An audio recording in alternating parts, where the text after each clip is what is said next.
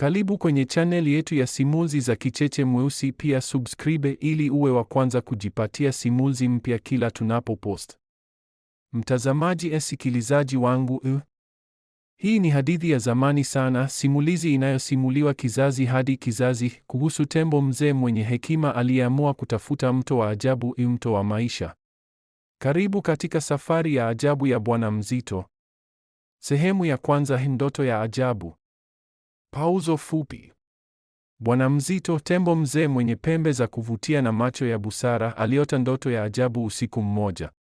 Ndoto ya mto uliojaa nuru, maji yake yalisema, njoni, rudisheni uhai. Alipoamka aliamua safari lazima ianze. Porini panahitaji tiba. Wanyama wangu wanahitaji matumaini.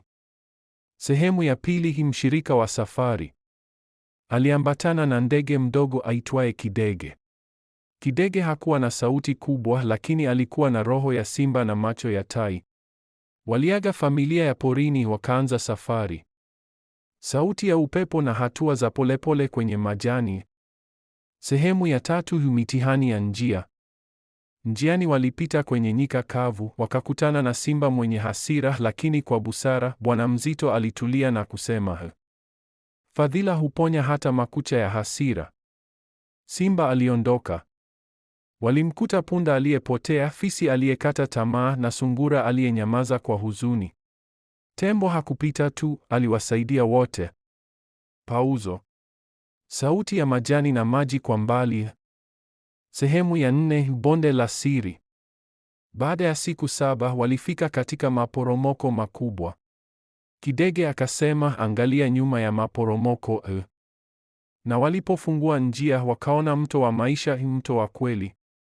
Lakini sauti ikasikika, maji haya si yako peke yako. Je, moyo wako uko tayari kushiriki? Bwana Mzito alijaribiwa, lakini alichota tone kwa ajili ya wengine, si kwa tamaa. Ndipo maji yakang'aa kama dhahabu. Sehemu ya mwisho: kurudi kwa baraka. Alirudi kwa punda, fisi, sungura na wengineo.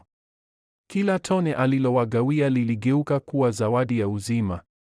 Porini pakabadilika, palikuwa na mshikamano, wema na tumaini jipya.